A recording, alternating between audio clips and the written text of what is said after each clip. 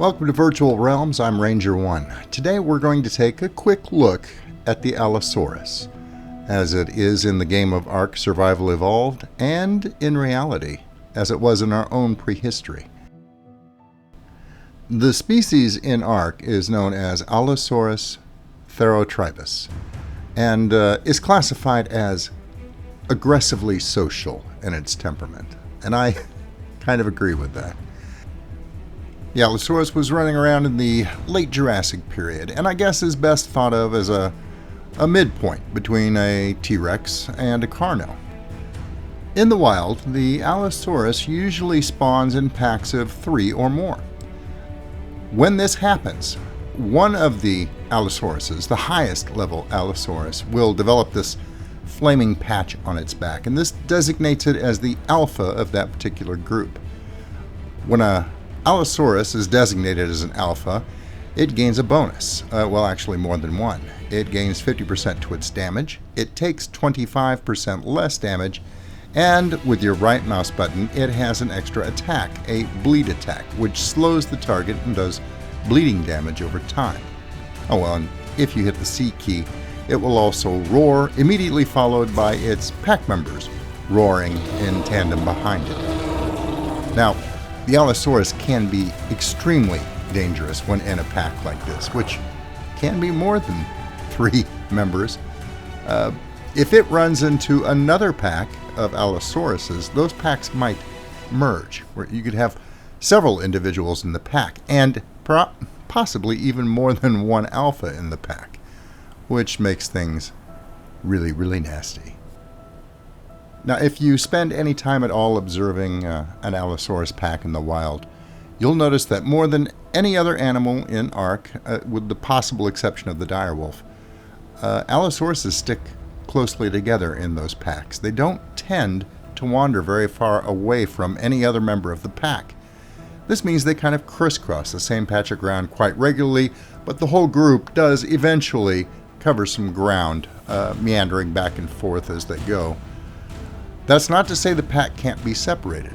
If there is plentiful game around, Allosauruses have been known to split up, pursuing different prey animals that just happen to be closer to individual members of the pack, and if that prey animal is fast enough and has enough stamina and doesn't get stuck somewhere, the Allosaurus pack may indeed split up. And if that happens, if the pack gets down to fewer than 2 members in any given section of that pack, then there is no alpha at that point. I'm actually quite happy to see this more advanced behavior being displayed by the AI of the Allosaurus in-game. They've said all along that they were going to work on more advanced behaviors, more individual behaviors for the beasts in ARK, and I think this is a good indication that yes, indeed, they are working along those lines. So hopefully, eventually, we will see much more involved and natural-seeming behavior from all the creatures in ARK.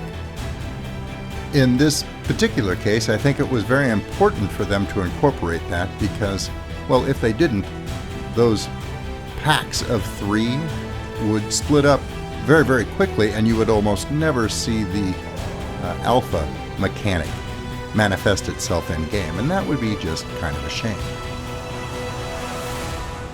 One final note on Allosauruses in the wild in ARK. They aren't afraid of much of anything. There are very few creatures in game that they won't attack and be aggressive with. And by the same token, there are very few creatures that will attack them in return.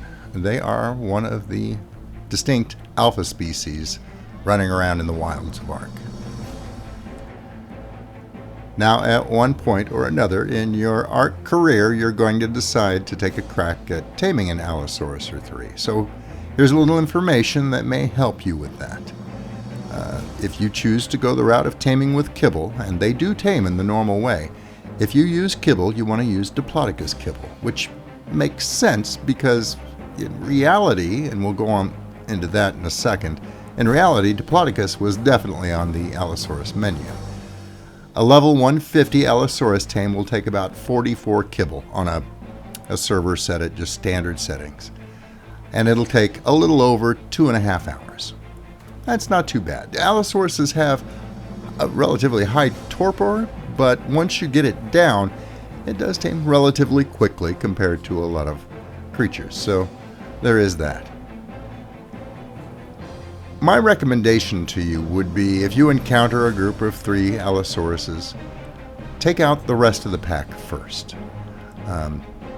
For 2 reasons. Number 1, the alpha of that pack is going to be, by default, the highest level Allosaurus, and you will definitely want to go for the highest one, I presume. And it also removes the alpha bonuses, which makes your job a lot easier when you're trying to subdue and deal with the Allosaurus. I would also suggest using a taming pen if at all possible. I have had people report that when they lose the rest of their pack, the alpha, well, no longer alpha, but the formerly alpha Allosaurus, that's kind of difficult to say, has a tendency to run off. And I haven't experienced that myself, but it's something to keep in mind. Either way, they're not especially slow, so it's probably going to be a good idea to keep it confined, or at the very least getting a good vantage point above it to stay out of the claws and jaws of that particular Allosaurus and the rest of his pack before you can take the secondary ones down. Assuming you are successful in taming an Allosaurus, you will discover that it has a decent movement speed and carry weight. But keep in mind, it is relatively low on stamina and a bit light on hit points, so be careful with it, particularly at first.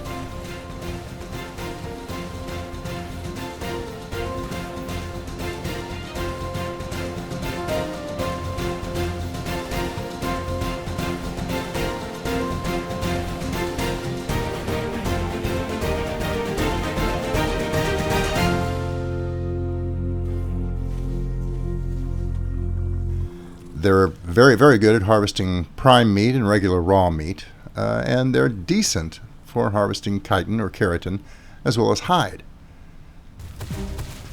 If you decide you like the Allosaurus well enough that you go ahead and tame 3 or more Allosauruses to keep for yourself, they still retain the ability to delegate an alpha, which is very handy, and it gets the full bonuses that wild alpha Allosauruses do. Now, since Allosauruses can cover some pretty rough terrain, this makes it possible to actually take a hunting pack of Allosauruses with you, and the followers can keep up with you pretty well, although they can still get stuck on trees. Their navigation AI, their pathfinding skills could definitely stand some improvement, but they do better than most, so it is an option. Just bear in mind that if you get separated from the rest of your pack, or if you lose pack members to the point where you have less than 2 followers, you're going to lose the alpha status of your mount. That's something to keep in mind. One last observation I'd like to make about a tamed Allosaurus pack.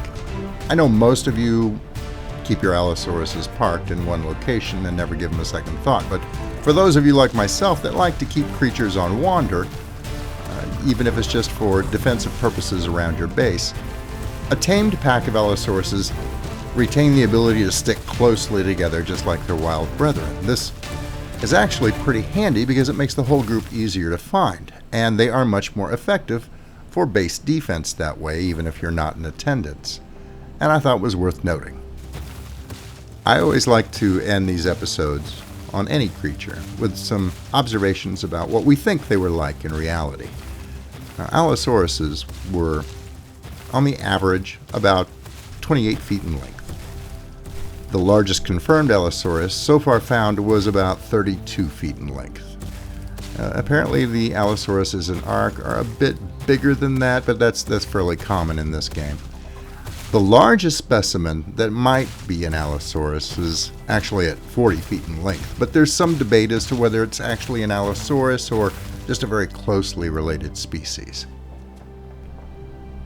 The upper arms of a Allosaurus were proportionately longer and stronger than that of, say, a T-Rex, and looked to be designed for holding on to prey. Likewise, stress fractures on fossils of the ankles that have been found of Allosauruses lead us to believe that their feet were also used to help pin down struggling prey.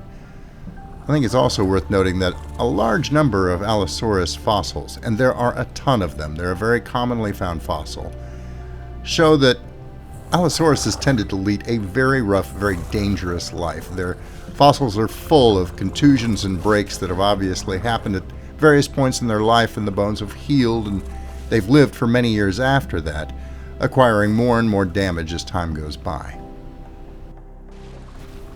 Now, pinning down their prey would have certainly been viable versus smaller prey, but we know, due to damage on other fossils, that they went after creatures the size of Stegosaurus or Diplodocus, and that's a whole different kettle of fish when it comes to how does a predator handle a creature of that size. One answer is the possibility that they hunted in packs, much as they're depicted in ARK. But there is another, somewhat more grisly possibility as well. You see, the Allosaurus had the ability to open up its jaws to an extremely wide angle. They call that the gape. It combined that with its very strong neck muscles, the fact that its skull was very lightweight, and its bite was actually relatively weak compared with a creature like the T-Rex. And it is hypothesized that Allosauruses might have been something that, disturbingly enough, is called a flesh grazer. Now, flesh grazer as a term was a new one to me, but basically what that means is that they would tear huge chunks of flesh from living creatures with no intent to kill them. Now, if it did kill them, I'm sure they weren't going to turn that away, but against very, very large prey, they would just simply run up alongside, only engage in as much combat as was absolutely necessary, and rip off their fill of fresh, juicy, bloody meat until they were full, and then they would simply leave, letting the wounded creature wander off, weakened, losing a lot of blood, presumably either to die and become a further future meal for the Allosaurus if he chose to scavenge a bit, or to heal and go on and live its life only to be fed on again by the Allosaurus or some other creature at some point in the future. It's a rather grisly prospect. Again, this is only a hypothesis, so we really don't know if that's true or not, but it could fit. Still, flesh grazing is a fairly horrifying concept. ARK apparently has taken the worst case scenario by allowing them to still hunt in packs while the alpha retains that deadly bleeding attack that drains the creature over time. Whichever theory was correct, whether they hunt singly or in packs, whether they were flesh grazers or just killed you outright, an Allosaurus pack was not something you wanted to run into if you were a creature living in the late Jurassic. So that's the lowdown on the mighty Allosaurus. I hope you found it informative and perhaps even mildly entertaining. Thanks for watching, and if you like this type of ARK coverage, remember to give it a like, share, and perhaps even subscribe. Be sure to let me know in the comments down below which ARK creature you would like a closer look at next time, and I'll see what I can do. As always, until I see you again, good hunting.